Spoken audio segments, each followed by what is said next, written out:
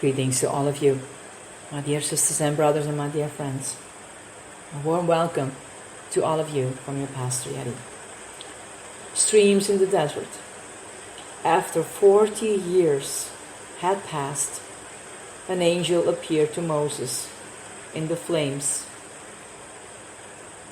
of a burning bush in the desert near Mount Sinai. Then the Lord said to him, I have indeed seen the oppression of my people in Egypt. I've heard their groaning and have come down to set them free. Now come, I will send you back to Egypt. 40 years was a long time to wait in preparation for a great mission. Yet when God delays, He is not inactive.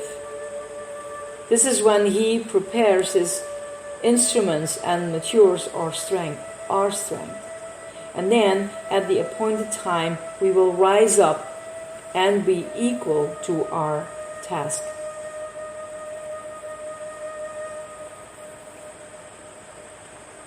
Even Jesus of Nazareth had 30 years of privacy, growing in wisdom before He began His work. God is never in a hurry. He spends years preparing those He plans to greatly use, and never think of the days of preparation as being too long or boring. The most difficult ingredients of suffering is often time. A short, sharp pain is easily endured, but when a sorrow drags on its long and weary ways, years after monotonous years, returning day after day,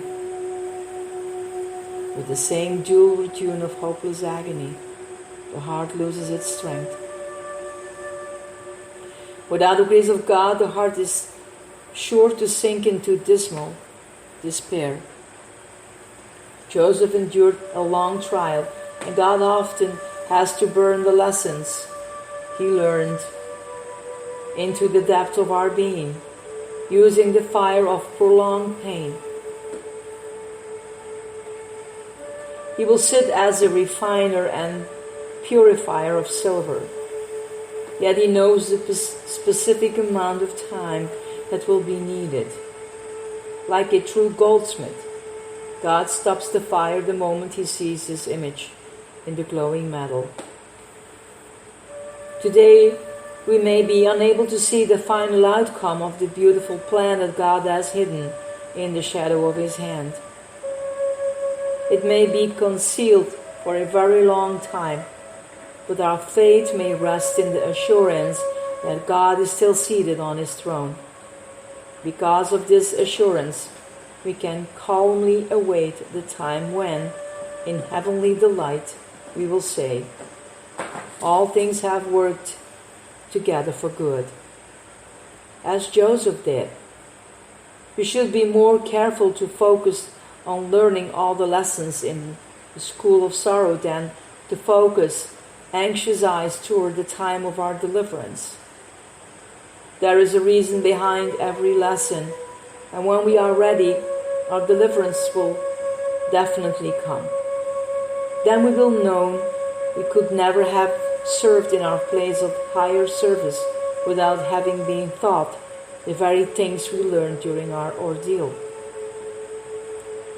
God is in the process of educating us for future service and greater blessings. And if we are gained the qualities that makes us ready for a throne, nothing will keep us from it once His timing is right. Don't steal tomorrow from God's hands. Give Him time to speak to you and reveal His will. He is never late. Learn to wait. He never shows up late. He knows just what is best. Fret not yourself in vain until He comes. Just rest. Never run impulsively ahead of the Lord. Learn to await His timing, the second minute, an hour, Hand must all point to the precise moment for action.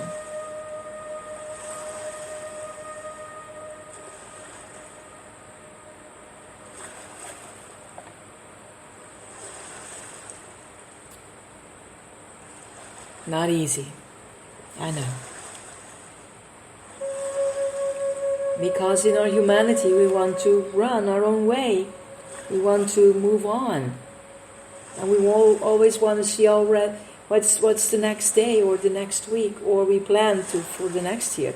And of course we have to plan. If we don't plan our work, when we have to go to our jobs or in managing our householding, we need to plan.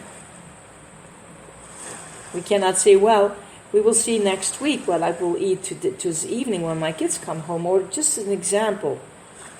Maybe it's a simple example, but it is. We have to think about it. But waiting is very difficult. But remember these words, dear ones. God is never late, and learn to wait. Blessings to all of you, my dear ones. Have a very, very blessed weekend. And we hear each other on Monday. Okay? Blessings to all of you, my dear ones. This is your Pastor Yeti. I love you guys. Bye.